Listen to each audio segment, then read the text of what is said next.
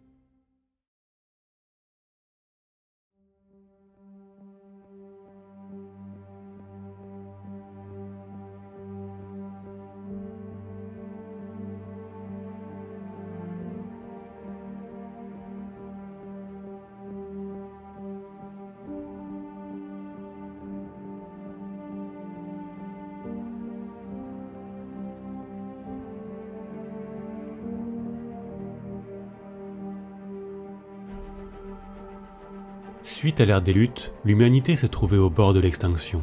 Un nombre incalculable d'hommes et de femmes avait péri, des milliers de mondes avaient été ravagés, et seules quelques rares enclaves humaines parvenaient encore à résister face aux ennemis de l'humanité. Sans la grande croisade de l'empereur, il est fort probable que l'espèce humaine dans son ensemble aurait disparu, Si celle-ci était restée divisée, si les mondes humains n'avaient pas été ramenés sous un seul et même étendard, on peut présumer qu'ils n'auraient jamais été en mesure de lutter face aux terribles menaces présentes à travers la galaxie. Cependant, avant de partir vers les étoiles pour reconquérir les domaines perdus de l'humanité, l'empereur se devait d'unifier Terra et de se constituer une armée capable de mener à bien sa grande croisade. Pendant plusieurs siècles, Terra fut alors à nouveau ravagée par la guerre. L'empereur et son armée de guerriers tonnerres menèrent alors une guerre incessante et impitoyable contre les différents clans et royaumes de Terra. Durant ces siècles de conflits, l'empereur mit au point les premiers prototypes de guerriers Astartes. Ces guerriers modifiés génétiquement furent envoyés au front afin de soutenir les guerriers tonnerres et pour apprendre d'eux. Parmi les légions originelles, nombreuses sont celles ayant émergé durant cette période. De multiples récits et légendes narrent les premiers exploits des fabuleux guerriers des légions Astartes. Néanmoins, aucun parmi eux ne fait mention de la 9e Légion, si ce n'est à travers de sombres rumeurs et de murmures à peine entendus. Alors que les premières légions créées par l'empereur combattaient aux côtés des prestigieux guerriers tonnerres lors des campagnes pour conquérir l'Albia, les terres des Francs ou encore les régions d'Indonésia, de sombres rumeurs firent quant à elles leur apparition. Celles-ci parlaient d'une immense légion de guerriers au visage angélique, combattant avec une barbarie sans nom à travers les zones de guerre les plus dangereuses de Terra. Il est dit que la férocité des guerriers de la 9e était telle qu'elle ne pouvait être contrôlée. La Légion combattait tel un ouragan de violence, balayant tout sur son passage, causant terreur et carnage partout où elle allait. Ne parvenant pas à contrôler la fureur de la 9e, l'empereur décida de tenir celle-ci à l'écart de sa force de conquête principale. Les guerriers de la 9e furent alors déployés dans les zones de guerre les plus dangereuses de Terra, notamment à travers les régions ravagées par les radiations, où seules vivaient encore les races d'humains les plus tordues et les plus dégradées. Alors que les autres légions recrutaient parmi les meilleurs champions des différents clans ou dans les plus grandes familles guerrières assujetties à l'empereur, la 9e, quant à elle, enrôlait parmi les masses d'humains brisés qu'elle rencontrait durant ses campagnes. Qu'il s'agisse d'infirmes, de malades ou d'humains déformés, peu importait aux apothicaires de la Légion. Plus étrange encore, le modèle génétique de leur primarque inconnu semblait favoriser le processus de transformation en Astartes pour les êtres tordus et difformes. Néanmoins, là où les autres légions recrutaient parmi l'élite de la race humaine, la 9e, elle, réclamait des tribus entières de déserteurs, de prisonniers et de malheureux. Et malgré le faible taux de survie lors du processus de transformation en Astartes, la 9e légion devint rapidement immense, bien plus grande que ses légions sœurs. Les êtres qui survivaient à la transformation voyaient leur physique totalement remodelé, devenant des surhommes à la beauté sublime et aux traits nobles, le tout encadré par une chevelure blonde angélique. Cependant, malgré la magnificence de ces guerriers, les actes qu'ils commettaient sur le champ de bataille assombrissaient leur réputation et semaient la terreur parmi leurs ennemis. De nombreux témoignages révèlent que d'effroyables carnages ont été perpétrés par les guerriers de la 9e. Les rumeurs font état d'actes de cannibalisme commis par les combattants de la Légion, ceux-ci allant jusqu'à se repaître de leurs victimes durant leur conquête. Néanmoins, il faut savoir qu'une des spécificités du patrimoine génétique transmis par leur primarque est que les guerriers de la 9e possèdent une version plus développée et extrêmement sensible de leur homophagéa. Cet organe, qui est implanté dans le corps des aspirants Astartes lors de leur transformation, permet via la consommation de tissus corporels d'absorber génétiquement les connaissances et les compétences de leurs ennemis. De ce fait, les membres de la 9e Légion, via leurs pratiques macabres, gagnèrent vite une réputation de guerriers barbares, de monstres cachés sous des visages à l'aspect angélique. Cette sombre renommée allait jusqu'à mettre à mal l'image glorieuse que l'empereur voulait donner à sa grande croisade. Cependant, il ne pouvait pas encore se passer de la terrible force destructrice de la 9e Légion. Lorsque les guerres d'unification de Terra prirent fin, l'empereur lança ses flottes à travers le système solaire pour le reconquérir. Si les autres légions eurent le privilège de se battre pour les mondes les plus riches et les plus importants du système, la 9e, elle, fut envoyée seule, isolée, dans une mission ingrate pour reprendre les lunes artificielles de Neptune.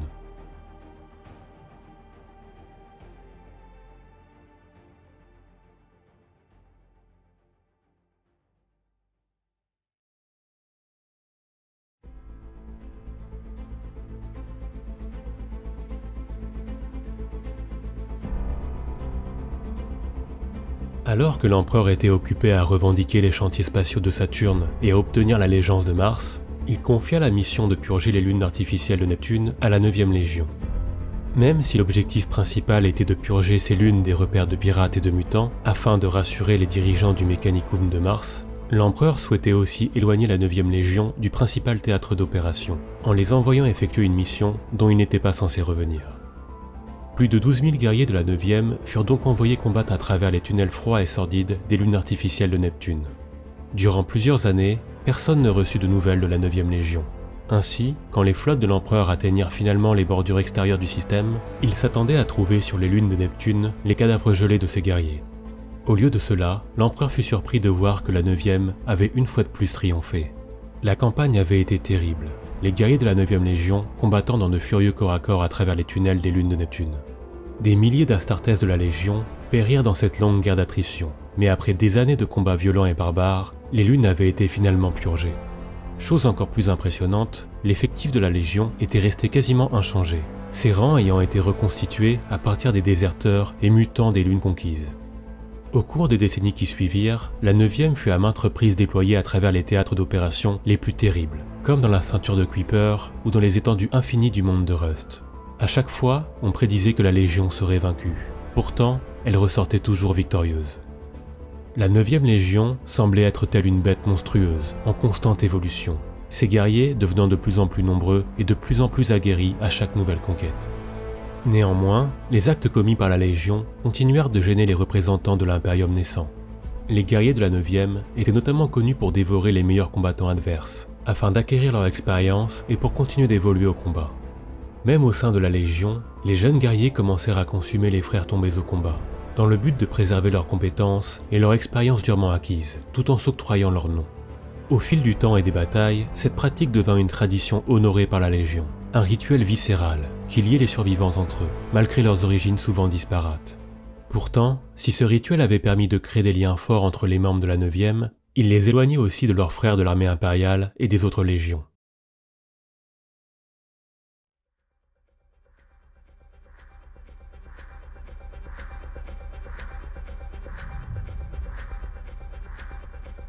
Suite à la reconquête du système solaire par les flottes de l'Empereur, celui-ci reçut le nom de Segmentum Solar.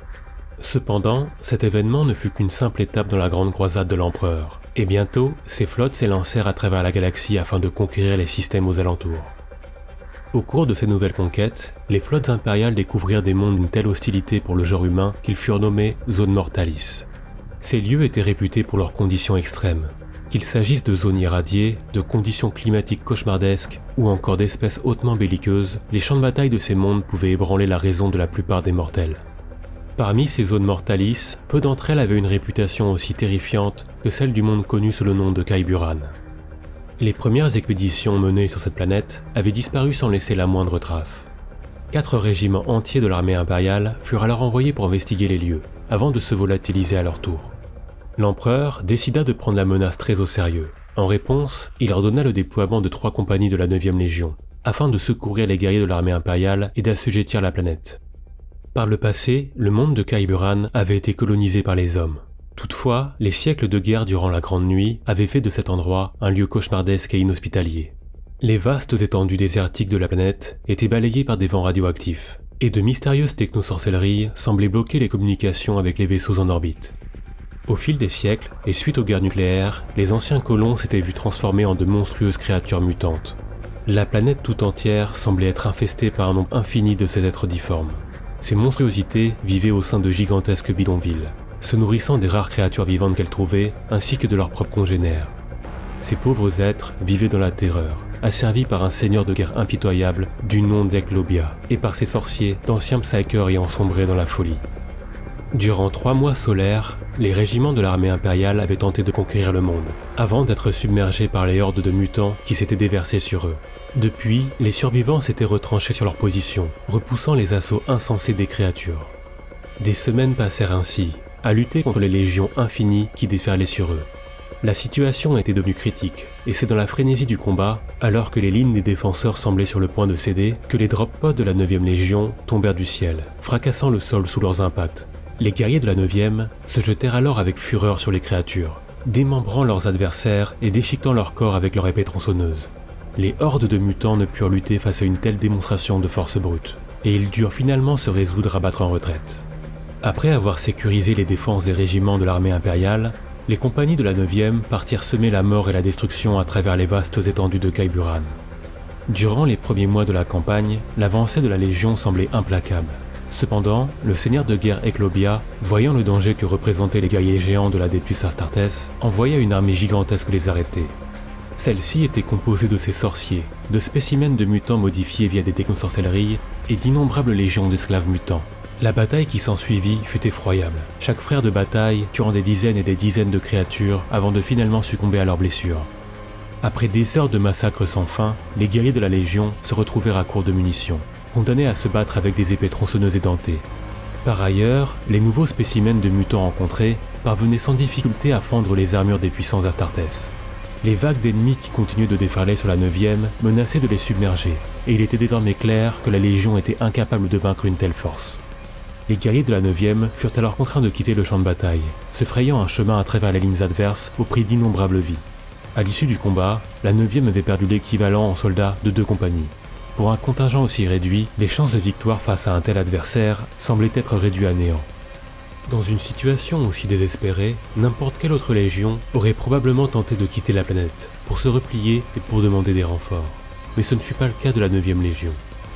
C'est à cet instant critique, où tout semblait perdu, que les guerriers de la 9e allaient montrer à tous la valeur du surnom de leur légion, les Immortels. Quels que soient les moyens employés, ils devaient triompher.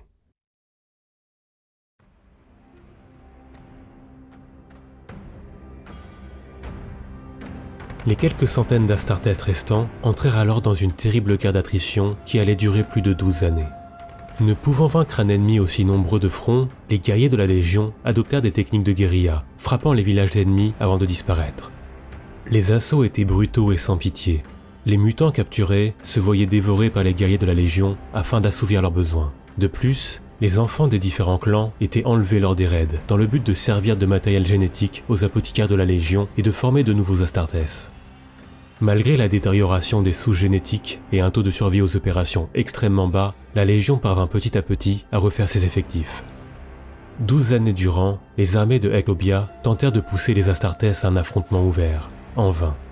Petit à petit, morceau par morceau, la 9e Légion parvint à briser les différentes tribus de Khayburan, affaiblissant progressivement les armées du seigneur de guerre, tout en gênant leur approvisionnement. Partout à travers les continents du monde, les villages étaient brûlés et les mutants massacrés, jusqu'au moment où la 9e fut enfin en mesure de défier les armées du seigneur de guerre. Les défaites s'enchaînèrent alors pour les armées de Eclobia. Suite à la débâcle de ses forces, le seigneur de guerre, apeuré par la barbarie des Astartes, tenta vainement de fuir la planète et mourut lors d'une tentative d'évasion. Après 12 années de lutte acharnée, la 9e Légion avait accompli un exploit prodigieux. Elle était finalement ressortie victorieuse d'un combat qui semblait voué à l'échec. Néanmoins, bien que impressionnés par la ténacité et la persévérance dont avait fait preuve la 9e, les autres légions et l'empereur reçurent des rapports inquiétants sur ce qui s'était produit sur Khayburan. Des membres de l'administration impériale avaient retrouvé des textes écrits par les habitants du monde, décrivant les atrocités commises par les guerriers de la 9e. Des massacres et des actes de cannibalisme à grande échelle avaient été perpétrés, des enfants avaient été enlevés, et pire encore aux yeux de l'Imperium, les régiments de l'armée impériale eux-mêmes avaient été utilisés par la Légion, dévorés pour survivre et pour servir de matériel génétique. Les différentes légions furent outrées par ces comportements indignes de la noblesse des Astartes et par rapport à la vision de l'empereur pour l'humanité. Cependant, l'empereur ne pouvait toujours pas se passer de la puissance de la 9e. Il décida, pour les décennies qui suivirent, de les envoyer seuls, au devant de ses flottes, se battre dans les mondes les plus sauvages. Au cours de ces années, les sombres légendes autour de la 9e Légion continuèrent de se répandre.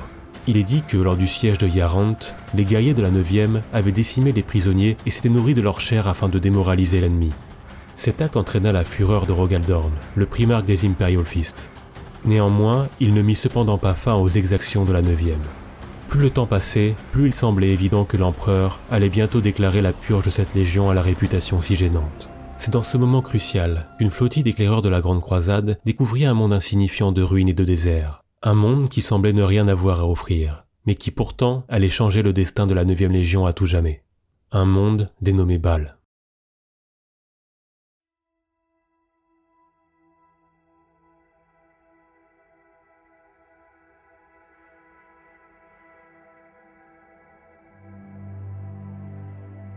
Suite à la création des primarques par l'empereur, les capsules de gestation de ces demi-dieux furent dispersées à travers le warp par les puissances de la ruine.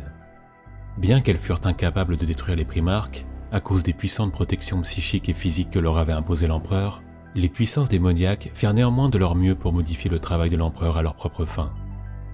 La capsule du primarque de la 9e Légion s'échoua sur Baal Secundus, l'une des 2 lunes de Baal. Tout comme pour Baal, la lune qui avait vu s'échouer le primarque avait été ravagée par des siècles de guerre nucléaire durant la Grande Nuit. D'un monde qui avait été une plaque tournante du commerce galactique dans ce secteur, il ne restait maintenant plus aucune trace de civilisation. La surface de la Lune n'était plus qu'une mer de cendres, un gigantesque désert radioactif parcouru par des abominations mutantes et par quelques rares tribus humaines se faisant la guerre pour le pillage des maigres ressources restantes.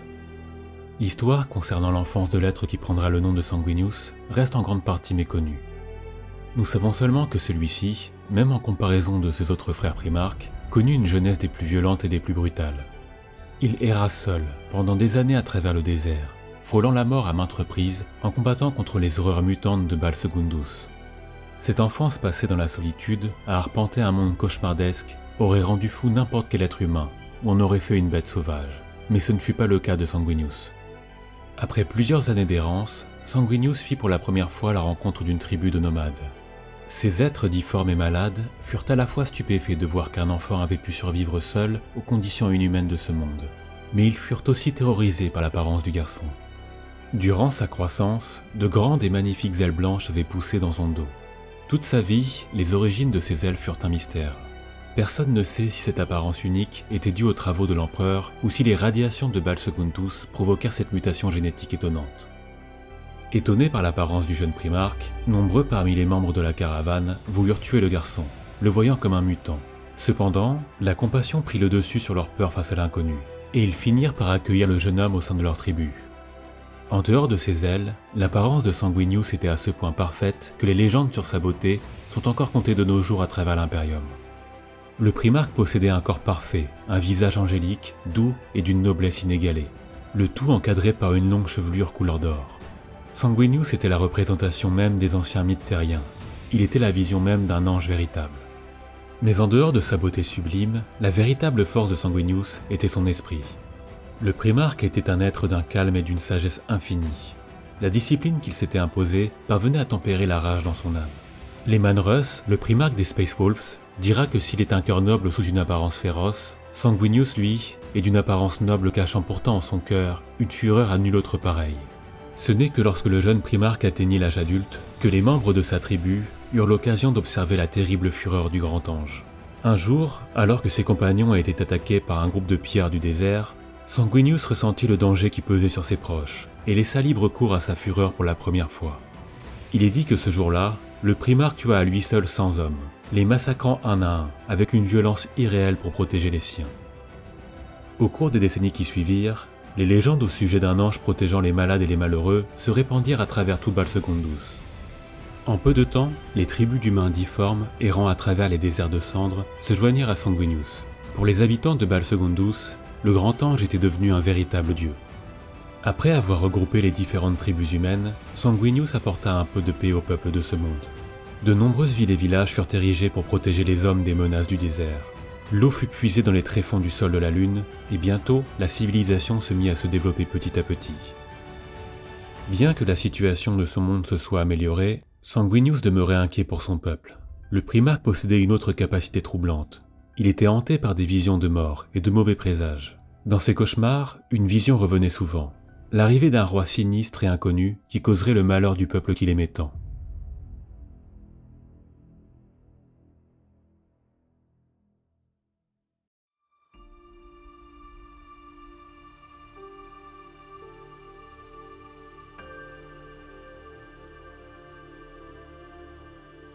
Durant les années qui suivirent, Sanguinius mena les tribus de Baal Secundus au combat, purgeant les rares zones habitables des mutants belliqueux et luttant contre les différents groupes de pillards du désert.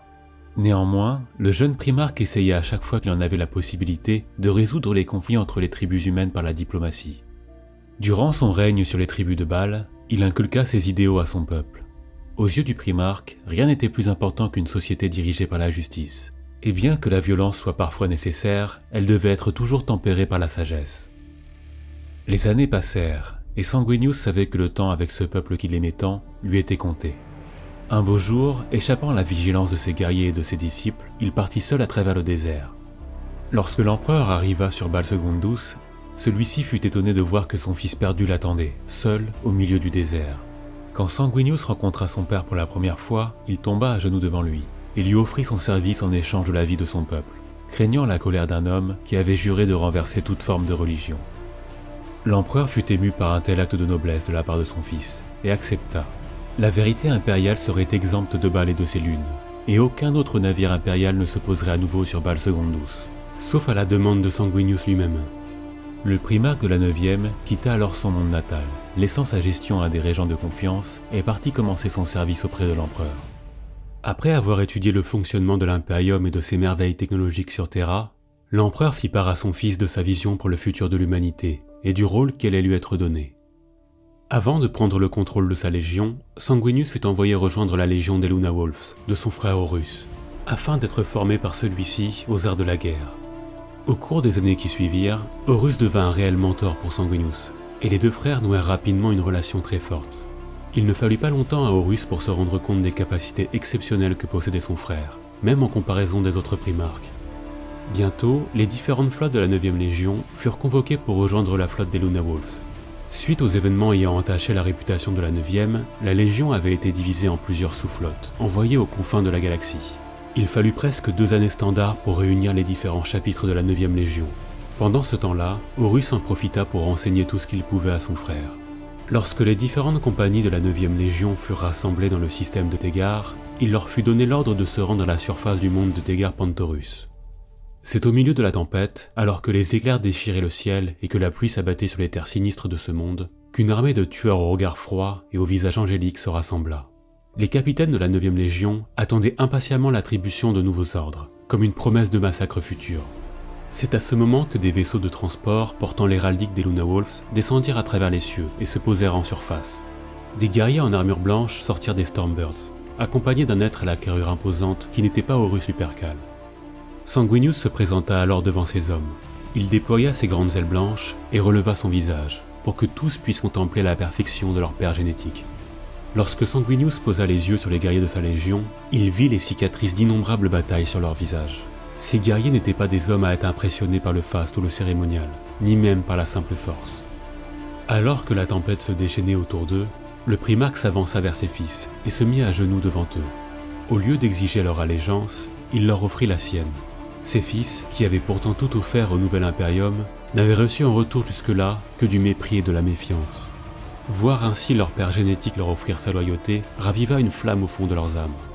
Afin de sceller ce pacte entre père et fils, Sanguinius mena pour la première fois sa légion au combat, dans la conquête du système de Tegar.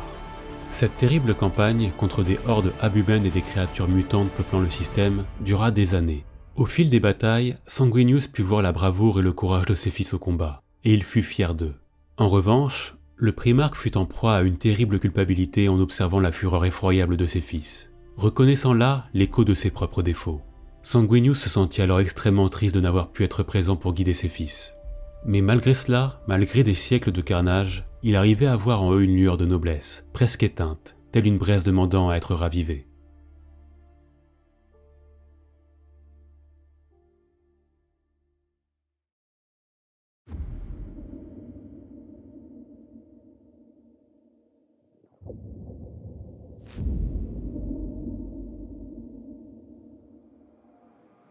Suite aux retrouvailles entre Sanguinius et ses fils, des décennies s'écoulèrent.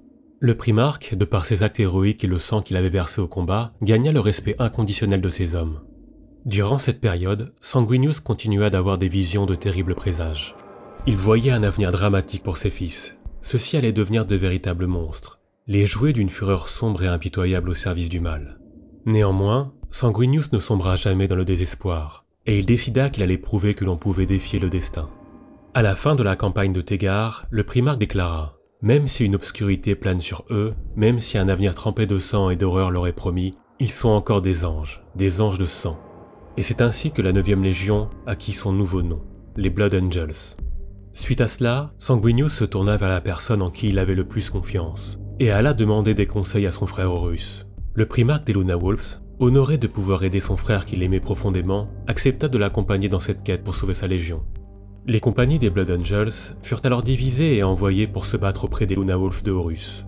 Durant des décennies, les deux légions allaient livrer bataille côte à côte dans la Grande Croisade. Aux côtés des guerriers de la Légion la plus renommée de l'Imperium, les Blood Angels découvrirent de nouvelles façons de combattre. Ils se disciplinèrent, apprirent de nouvelles tactiques et se mirent à utiliser davantage tout l'arsenal qu'ils avaient à leur disposition. C'est une nouvelle conception de la guerre qui leur était inculquée. Bien qu'en restant fidèles à leur héritage et préférant toujours des assauts frontaux et violents, l'ajout de ces nouveaux atouts à leur arsenal allait faire des Blood Angels l'une des légions les plus puissantes de tout l'Imperium. En parallèle à leur apprentissage aux côtés des Luna Wolves, durant ces longues décennies, la présence de leur primarque changea drastiquement les guerriers de la 9e Légion. Sanguinius était un modèle pour ses fils, une représentation parfaite d'une pureté qu'ils ne pourraient jamais atteindre, mais qui les inspirait chaque jour. Au contact du primarque, les idéaux de la Légion changèrent. Sanguinius leur inculqua l'importance du contrôle de soi, à travers la connaissance et la sagesse. Petit à petit, ses fils se voyaient transformés, leur fureur enchaînée par une discipline de fer, et leurs actions contrôlées par la force de leur esprit. La fin de ses fils restait bien sûr présente, telle une bête captive qui se terre, prête à surgir, attendant la chance d'être libérée à nouveau. Toutefois, grâce à leur foi envers leur père et en ses idéaux, ils tenaient maintenant fermement les chaînes de leur volonté, contrôlant la férocité enfouie dans leur cœur. Après des décennies à combattre aux côtés des Luna Wolves, les deux légions se séparèrent finalement et partirent mener la grande croisade chacune de leur côté. De ces années passées à lutter côte à côte avec les fils d'Horus, les Blood Angels garderont toujours des liens très forts avec leurs frères Luna Wolves. Au cours des années qui suivirent, les premières conquêtes des Blood Angels sous la direction de Sanguinius se succédèrent rapidement. Depuis que le Grand Ange était devenu le primarque de la 9e, la Légion avait évolué pour se transformer en une machine de guerre implacable, brisant les empires Xénos qu'elle rencontrait avec une facilité déconcertante.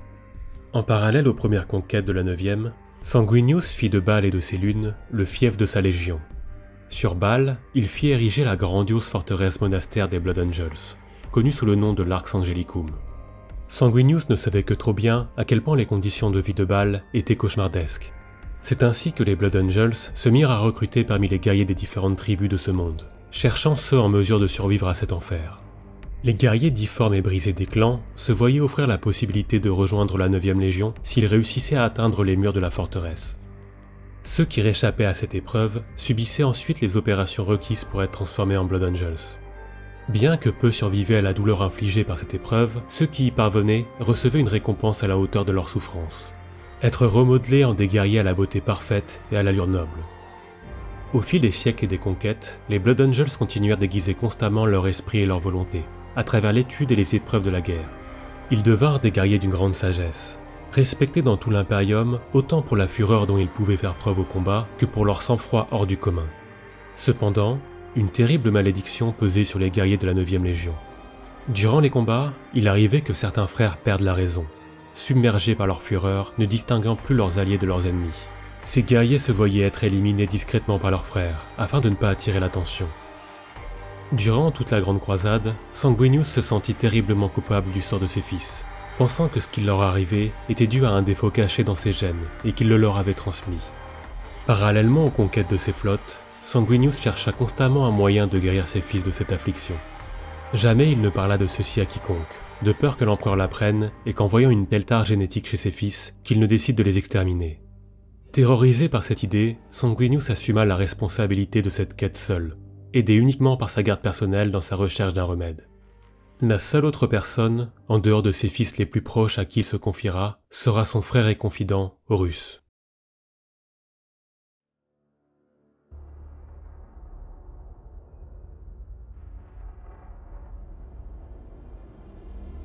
Bien que la 9e Légion soit devenue avec le temps une légion hautement respectée et estimée par tous les guerriers de l'Adeptus Astartes, un événement allait rappeler à tous à quel point la terrible fureur enfouie dans le cœur des guerriers de la Légion appelait à être libérée. De nos jours, le système d'Anactor est un système stellaire qui n'est plus répertorié sur aucune carte impériale, comme si celui-ci avait été effacé de l'histoire. Des récits de cette campagne, il ne reste aucune trace dans les archives impériales, et les seules preuves restantes de ce qui s'y est passé demeurent dissimulées dans la forteresse monastère des Blood Angels. C'est un récit édifiant, un récit narrant la colère d'un ange et la honte d'une légion. Ainsi, les deux légions, l'ancienne 9e Légion et les Blood Angels, ne sont peut-être pas aussi éloignés que l'histoire voudrait nous le faire croire. Anactor était un petit système planétaire, dirigé par une civilisation humaine ayant survécu à la Grande Nuit.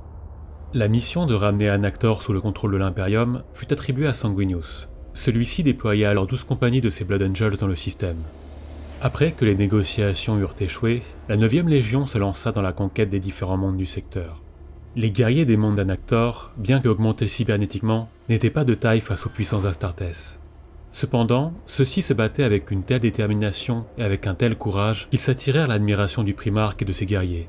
Sur chaque monde du secteur, ces guerriers luttaient avec bravoure, se sacrifiant pour sauver leur peuple, tout en sachant qu'ils ne faisaient pas le poids face à la puissance de l'Imperium. Sanguinius ne ressentait que peine et tristesse en voyant ce combat fratricide contre des humains se battant avec courage et honneur. Après des semaines de campagne, le primarque de la 9e Légion déclara une trêve de 6 heures, en l'honneur de la bravoure et du sacrifice de l'ennemi. Sanguinius, via ce cessez-le-feu, espérait convaincre les dirigeants d'Anactor de négocier et de s'incliner devant l'empereur, afin d'unir leurs forces à celles de l'Imperium. Plusieurs vaisseaux anactoriens, avançant sous un drapeau de trêve, se rapprochèrent alors de la flotte des Blood Angels. Sanguinius, à bord du Red Tear, son vaisseau amiral, fut tout d'abord soulagé de voir que son plan avait fonctionné. C'est alors que les vaisseaux anactoriens explosèrent, emportant dans leur déflagration de nombreux vaisseaux de la 9e Légion. Sanguinius fut horrifié par un acte d'une telle lâcheté. Des centaines de ses fils avaient trouvé la mort et de nombreux vaisseaux de la 9e flottaient éventrés et en flammes. Sa confiance trahie, la fureur de Sanguinius explosa, et il appela à la punition impitoyable des traîtres. Le primarque desserra alors délibérément les chaînes des Blood Angels. Ses fils se ruèrent alors à l'assaut du monde trône d'Anactor. La flotte de défense du monde fut annihilée, laissant les carcasses en flammes de centaines de vaisseaux errer en orbite. Les drop pods couleur pourpre de la Légion fendirent alors le ciel par milliers, s'échouant en fracassant le sol des magnifiques cités du monde. Ce qui avait débuté par un noble combat allait maintenant se terminer en un monstrueux massacre. Les Blood Angels se déployèrent alors en surface, abattant impitoyablement tout homme en armes se dressant face à eux. L'espace d'un instant, la barbarie de l'ancienne 9e Légion refit surface. Leurs adversaires furent démembrés, déchiquetés, les villes devinrent des charniers de cadavres, les forêts et les champs furent réduits en cendres. Le grand ange lui-même se jeta à l'assaut du palais de ce monde, accompagné de sa garde personnelle, se chargeant lui-même de décimer les dirigeants qui avaient ordonné cette attaque odieuse contre ses fils. Quand les Blood Angels quittèrent le système, il ne restait plus rien. Jamais les planètes de ce secteur ne furent recolonisées, et les survivants parmi les populations civiles furent enrôlés au sein de la Légion pour servir en tant que serfs ou pour être envoyés dans des manufactorums lointains.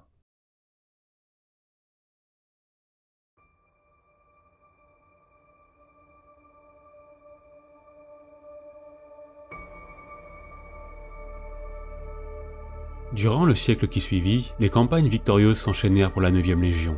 Bien qu'ils furent toujours déployés dans les zones de combat les plus dangereuses et les plus éloignées de la galaxie, aucune force n'était à même de se mesurer à la puissance terrifiante des Blood Angels. Même les frères des autres légions, aux côtés desquels ils s'étaient battus, gagnèrent un immense respect pour les fils de Sanguinius.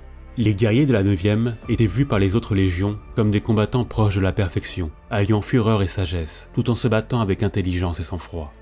Rapidement, la 9e Légion devint une icône au sein de l'Imperium.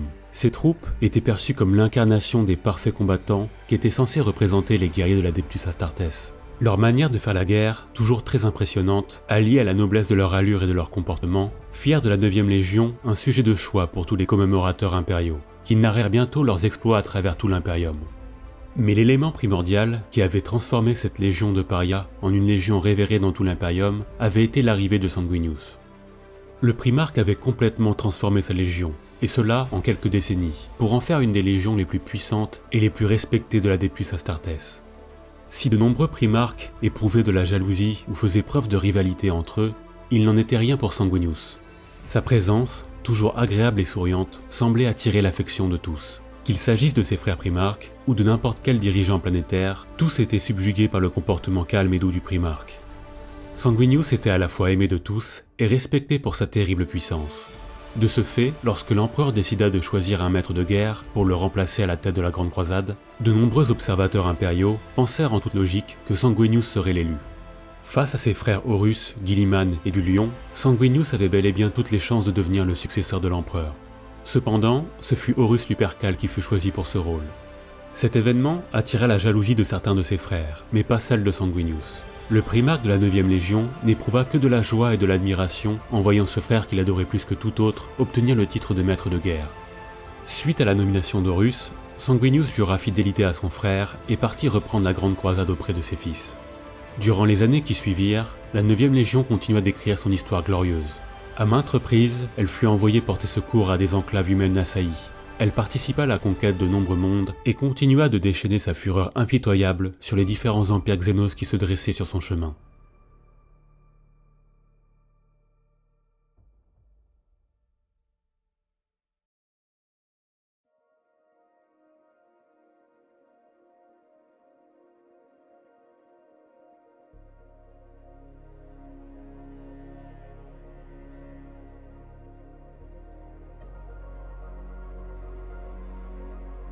À l'aube du 31e millénaire, le primarque de la 9e Légion et ses fils ressortaient victorieux d'une campagne qui avait duré plusieurs années dans le sud de la galaxie.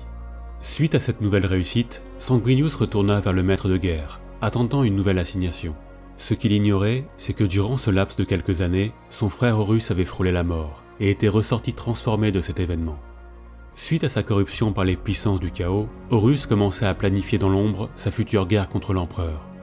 Les dieux du chaos, par l'intermédiaire d'Erebus, entreprirent d'influencer Horus pour que celui-ci tente de rallier Sanguinius à sa cause. La puissance du grand ange était telle que même les puissances de la ruine souhaitaient soumettre le primarque de la 9e Légion à leur volonté. Cependant, Horus connaissait son frère plus que quiconque. Il savait que celui-ci, malgré la terrible fureur cachée en son cœur, ne pouvait être corrompu. Il semblait que même dans un moment pareil, Horus d'une certaine façon continuait d'admirer son frère. Néanmoins, Horus laissa Erebus tenter de corrompre l'ange, tout en sachant pertinemment que cela serait vain. De son côté, il mit au point un autre plan. S'il ne pouvait corrompre son frère, il allait corrompre ses fils. Il y a de cela plusieurs décennies, Sanguinius lui avait révélé la terrible tare dissimulée dans le patrimoine génétique des Blood Angels, et Horus comptait bien en profiter. Le maître de guerre prévoyait de faire plonger les fils de Sanguinius dans la folie, afin qu'ils se laissent aller à leur férocité et qu'ils se retournent contre leur père. Un plan se forma alors dans l'esprit d'Horus. Il décida d'envoyer dans le système de Cygnus un petit contingent de guerriers issus du monde de Davin, tous étant de fervents disciples du Panthéon du Chaos. Plusieurs mois après l'arrivée des guerriers davinites, les communications entre l'Imperium et les mondes composant le système de Cygnus furent perdues. Le maître de guerre contacta alors son frère Sanguinius pour qu'il rassemble sa flotte et qu'il parte enquêter sur les événements se déroulant dans le système de Cygnus. Afin d'aider son frère dans cette tâche, Horus envoya Thanus Creed, un chapelain Worldbearers, accompagné d'un petit contingent de frères de sa légion. Sanguinius fut surpris que le maître de guerre lui demande de rassembler l'ensemble de sa légion pour une telle mission. Cependant, Horus fit transmettre à Sanguinius un message en privé. Il informa son frère que le remède qu'il cherchait tant pour guérir ses fils se trouvait dans le système de Cygnus. Ainsi, Sanguinius, qui aimait son frère de tout son cœur, n'avait aucune raison de ne pas le croire, et se mit à espérer à la guérison de sa légion. Le primarque de la 9e Légion rassembla alors l'ensemble de ses flottes près de Baal et de ses lunes, avant de partir pour l'amas de Cygnus. Bientôt, les Blood Angels allaient faire face à l'épreuve la plus terrible de leur histoire, mais cela, même Sanguinius l'ignorait.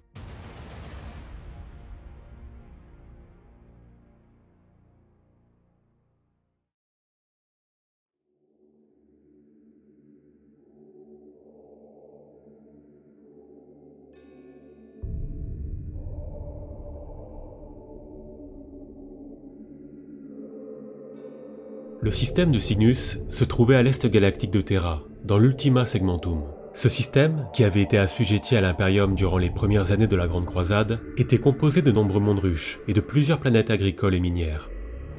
Depuis plusieurs mois maintenant, Terra ne recevait plus aucune nouvelle en provenance de Cygnus. Par le passé, il était déjà arrivé que certaines planètes perdent le contact avec l'Imperium, détruites par des envahisseurs Xénos. Néanmoins, jamais dans l'histoire de l'Imperium, un système entier n'avait connu une telle situation.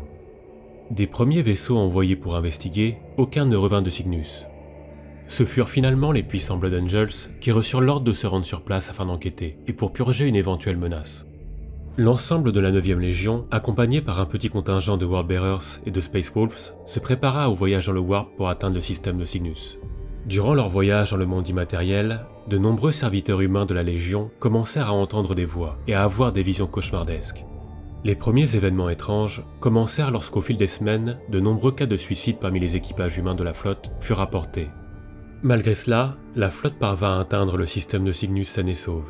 Mais dès son arrivée dans le système, les événements prirent une tournure inattendue. En passant devant le monde de Phoros, Sanguinius et ses guerriers furent stupéfaits de voir des runes démoniaques gigantesques se former sur la surface de la planète. Les guerriers stoïques et rationnels de la 9e Légion ne pouvaient croire ce qui se déroulait sous leurs yeux. En des siècles de combats à travers la galaxie, ils avaient vu des choses étranges, mais rien d'égalable à l'événement surnaturel qui était en train de se produire. Cependant, ce n'était que le début. Alors que la mission principale de la 9e Légion était d'atteindre le monde capital du système, Sanguinius ordonna à la flotte de faire halte pour envoyer un contingent de ses guerriers sur le monde de Holst. Là-bas, il espérait découvrir ce qui était arrivé à la population humaine. En arrivant sur la surface gelée de la planète, les Astartes ne découvrirent aucune trace de vie. Les villes semblaient avoir été désertées, et la population demeurait introuvable, jusqu'à que finalement, les Blood Angels firent une découverte macabre. Dans les bâtiments abandonnés de la ville, ils exhumèrent des cadavres humains et s'aperçurent avec horreur que ceux-ci ne possédaient plus aucun os. Dans le même temps, le contingent d'Astartes vit certains de ses membres disparaître, avant d'être finalement attaqués par des créatures défiant toute logique, des monstres faits de pierre et de ferraille. Pendant que les créatures attaquaient les guerriers de la 9e, des fissures gigantesques se formèrent à travers les rues de la cité, tentant d'avaler les Blood Angels présents. Alors que la situation devenait catastrophique, d'immenses créatures faites de pierre et de détritus émergèrent du sol, écrasant les combattants de la 9e. Face à une telle folie, n'importe quel être humain aurait perdu la raison, mais pas les Blood Angels. Une fois de plus, ceux-ci parvinrent à garder leur sang-froid face aux horreurs incompréhensibles qui se déroulaient sous leurs yeux, et demandèrent l'autorisation pour une évacuation d'urgence. En orbite au-dessus du monde, Sanguinius et ses capitaines observaient stupéfaits la situation. Après avoir effectué l'évacuation de l'équipe en surface, le grand ange ordonna l'exterminatus de la planète.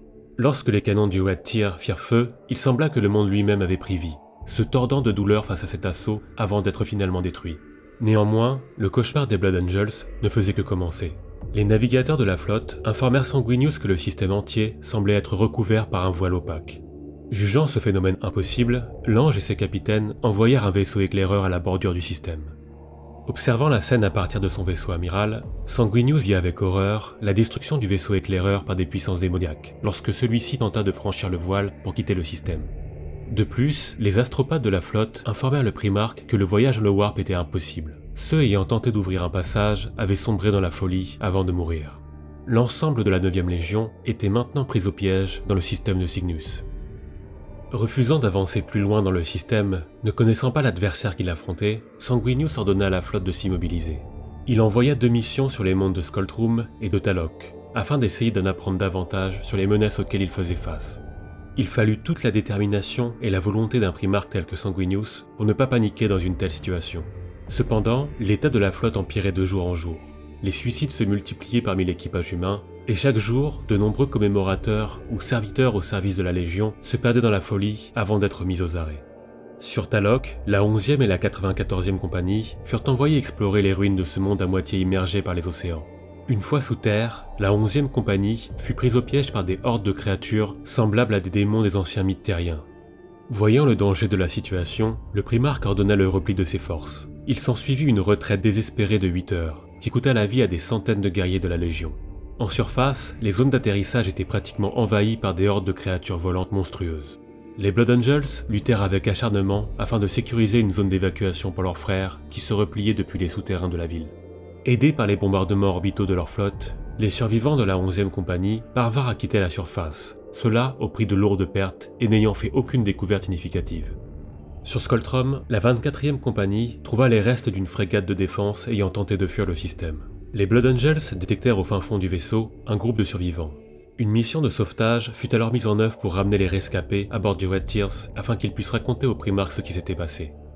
Sur leur retour, les guerriers de la 9e durent repousser les assauts d'autres créatures démoniaques. Celles-ci étaient différentes de celles rencontrées auparavant, moins brutales dans leur apparence, mais plus perverses et malsaines. Au terme du combat, la 24e compagnie essuya de lourdes pertes, mais réussit à accomplir sa mission et à rapatrier les quelques survivants à bord du Red Tier.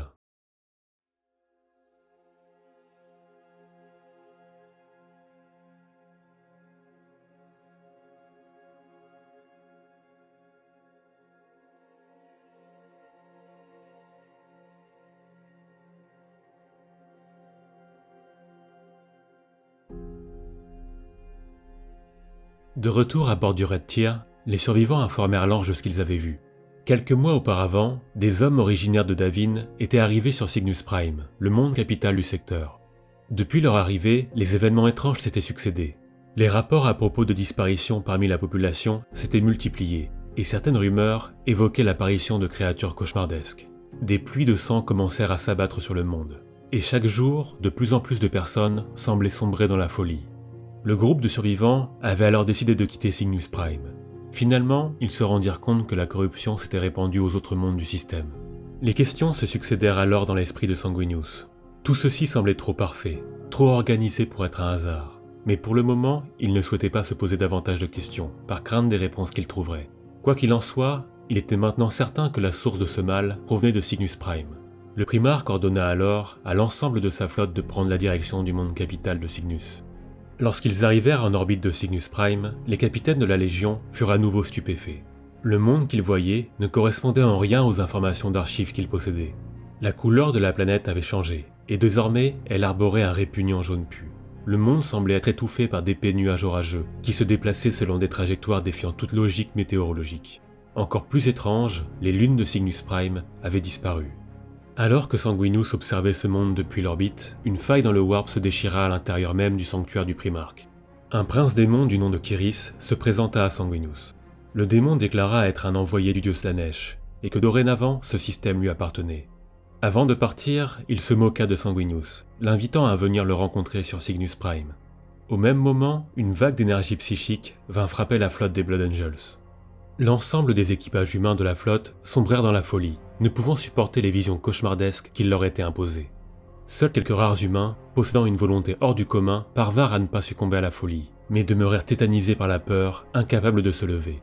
En parallèle, une flotte composée de vaisseaux épaves surgit de l'espace pour arriver au contact de la flotte des Blood Angels. Vu leur état de délabrement, jamais ils n'auraient dû pouvoir se mouvoir, mais les guerriers de la 9e avaient depuis bien longtemps abandonné leur vision rationnelle des événements. Ces vaisseaux cauchemardesques étaient un amalgame de métal, de chair et de tumeurs géantes. Ils se jetèrent sans aucune logique de bataille sur la flotte de la 9e, cherchant uniquement à éperonner le plus de vaisseaux possible, afin que les hordes de créatures horrifiques puissent se déverser dans leurs entrailles. La situation s'avérait catastrophique. Les vaisseaux Blood Angels étaient incapables de réagir suite aux crises de folie et de panique de leur équipage. Les combats frénétiques faisaient rage au sein de chaque vaisseau, les Astartes tentant de repousser seuls les hordes de créatures qui déferlaient sur eux. Au même moment, une gigantesque barge de bataille vint éperonner le Red Tier. Alors que le vaisseau épave aurait pu être détruit par le bâtiment des Worldbearers à proximité, ceux-ci décidèrent de fuir le champ de bataille. Bientôt, l'enfer se répandit au sein du vaisseau amiral des Blood Angels. Le coup de grâce allait être porté lorsque Athènes Ducade, l'amiral du Red Tier, qui avait sombré dans la folie, amorça les procédures qui allaient faire s'écraser le vaisseau sur Cygnus Prime. Un contingent de Blood Angels réussit à reprendre le contrôle du pont de commandement, mais il était trop tard pour annuler la procédure. Le vaisseau entra alors dans l'atmosphère de la planète, lancé à une vitesse prodigieuse. Un bâtiment colossal de plusieurs kilomètres comme le Red Tier ne pouvait redresser son cap, et les Blood Angels ne purent qu'accepter le destin tragique qui les attendait.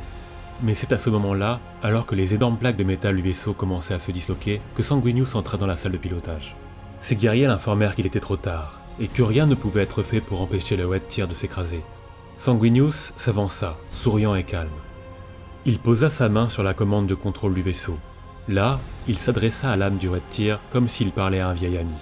Il le remercia pour les siècles passés à se battre à ses côtés et lui demanda de l'aider une toute dernière fois. L'esprit de la machine rugit une ultime fois en réponse à la demande de son maître.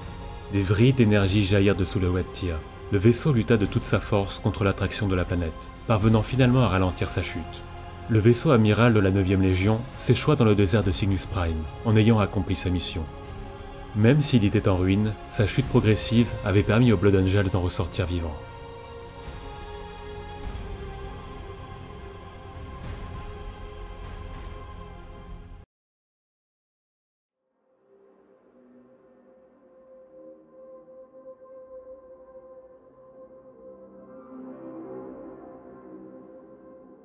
Alors que la flotte combattait toujours en orbite, Sanguinius fit de l'épave du Red Tier son avant-poste fortifié sur Cygnus Prime.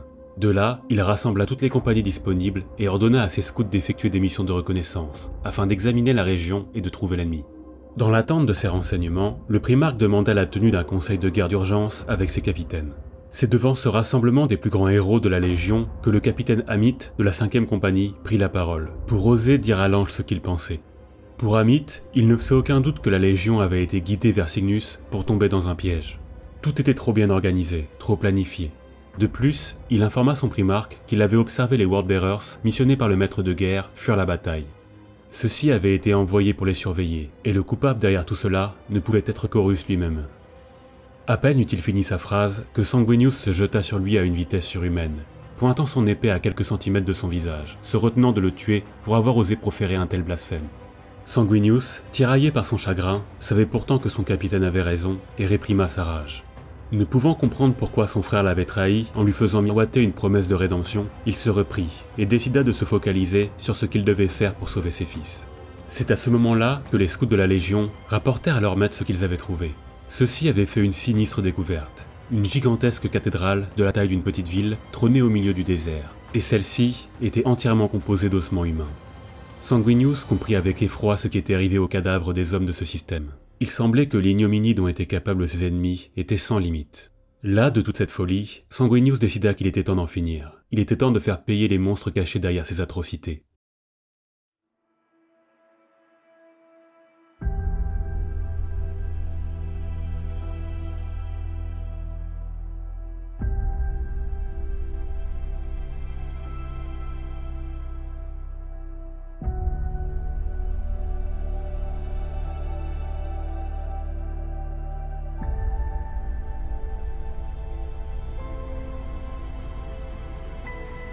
Le primarque rassembla alors l'ensemble de ses compagnies disponibles et partit vers la cathédrale, persuadé que c'était là-bas que le démon du nom de Kyris l'attendait. Des dizaines de milliers de Blood Angels, accompagnés de quelques Space Wolves survivants, partirent alors vers la guerre. Lorsque la 9e Légion arriva en vue de la cathédrale, la bataille débuta.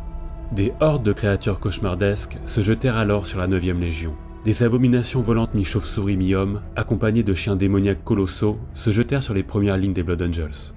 Derrière ces monstruosités suivaient des créatures diaboliques, transpirant la violence et dont le regard était animé par une haine pure. À leur côté se trouvaient des sortes de succubes, mi-femmes, mi-démons, à la fois monstrueuses et difformes, et pourtant étrangement attirantes. Dans les premières heures de l'offensive, les Blood Angels prirent le dessus sur leurs adversaires, les faisant reculer et se rapprochant lentement de la cathédrale. La bataille n'était qu'un immense carnage, les guerriers de la Légion déchiraient de leurs épées tronçonneuses les démons qu'ils affrontaient, pendant que les Thunderhawks de la Légion et les tanks Predator faisaient pleuvoir un déluge de feu sur les hordes infinies d'abominations couvrant les plaines menant à l'édifice. Des heures passèrent et la guerre était devenue totale. Le combat titanesque se déroulant en orbite illuminait les cieux de ce monde, tandis qu'un carnage sanglant faisait rage en surface. Alors que le rapport de force semblait s'équilibrer, Sanguinius se rendit lui-même au devant du front. À l'arrivée de leur primarque, ses fils rugirent de fierté à sa vue et continuèrent leur pousser. Même les terribles démons et les abominations monstrueuses qui auraient fait fuir n'importe quel homme n'étaient pas de taille en comparaison du grand ange. Face à un tel adversaire, Sanguinius pouvait faire parler sa fureur sans se retenir. Il se mit alors à faucher par centaines les démons se dressant sur son chemin, toujours avec un air calme et souriant, pour rappeler à ses fils qu'il n'était pas homme à craindre l'ennemi, et que c'était à ses adversaires de craindre les Blood Angels. C'est à ce moment-là qu'une forme titanesque venue du ciel s'abattit violemment sur le sol, à quelques mètres de Sanguinius. Un démon géant, en armure de bronze, tenant une hache gigantesque et un fouet, se dressa de toute sa hauteur face à l'ange. Il se présenta à Sanguinius sous le nom de Kabanda, prince démon et général des armées du dieu Khorne. Kabanda ordonna à Sanguinius de se soumettre à Khorne, mais comme l'avait pressenti Horus, même dans une situation aussi cauchemardesque et après tant d'épreuves, Sanguinius refusa. Outré qu'un simple mortel puisse défier un dieu, le démon se jeta sur Sanguinius et un combat dantesque débuta. Un combat qui entrera dans les légendes de l'Imperium. Le primarque et le prince démon se jetèrent l'un sur l'autre avec fureur, leur vitesse et leur puissance prodigieuse rendant la force pourtant déjà terrible des Astartes insignifiante en comparaison. Après plusieurs minutes de ce duel phénoménal, Kabanda réalisa avec horreur que le mortel qu'il affrontait commençait à prendre l'ascendant. Pire que cela, il semblait même s'amuser de ce combat. L'ange transperça alors le démon de son épée et l'envoya au sol. Se rapprochant pour donner le coup de grâce à son adversaire, Kabanda prononça les mots qui arrêtèrent sur place le primarque. « Horus t'a trahi ». Ces quelques secondes sous le choc suffirent au démon pour que d'un coup de fouet, il saisisse les jambes du primarque et les brise. Sanguinius s'écroula de douleur et le démon se rua sur lui, tentant de l'écraser, brisant son armure sous ses sabots. Voyant leur primarque sur le point de s'effondrer, des centaines de Blood Angels se jetèrent sur le démon afin de sauver leur père. D'un seul coup de sa hache, Kabanda tua plusieurs centaines des fils de Sanguinius. La mort d'autant de ses fils provoqua un choc psychique si puissant qu'il fit sombrer le primarque dans le coma. Au prix de terribles pertes, la garde personnelle du primarque parvint à évacuer le corps sans vie de leur maître vers un Thunderhawk de la Légion, afin que celui-ci rejoigne le Red Tier. La rumeur selon laquelle Sanguinius avait péri se répandit alors à travers tout le champ de bataille. Le profond chagrin de ses fils face à cette nouvelle leur fit perdre la raison. Volontairement, ils se défièrent de leur discipline et de leur chaîne, pour laisser parler la fureur sombre tapie dans leur cœur. Son objectif rempli, Kabanda se retira du champ de bataille, pour observer la 9e Légion succomber à la folie. Bientôt, les Blood Angels se tiendraient à genoux devant Khorne. La bataille se transforma alors en un bain de sang. Les Blood Angels perdirent toute forme de cohésion et de discipline pour devenir des bêtes sauvages, des bêtes prêtes à tout pour venger leur père. Des armées de démons se faisaient massacrer, mais dans leur folie, ne faisant plus la différence entre alliés et ennemis, les Blood Angels se mirent à décimer les Space Wolves et les adeptes du Mechanicus se battant à leur côté. La 9e Légion n'était plus qu'un vaste ouragan destructeur, laissant dans son sillage des plaines maculées de sang. À bord du Red Tear, Sanguinius, qui était aux portes de la mort, fut finalement sauvé par le sacrifice collectif de tous ses Psykers, qui parvinrent à ramener son esprit de l'au-delà. Toujours brisé, l'ange se servit de ses ailes pour le porter, et pleura ses fils qui s'étaient sacrifiés pour le ramener. Les yeux emplis d'une fureur encore jamais vue, il appela sa garde personnelle et lui ordonna de retourner sur le champ de bataille.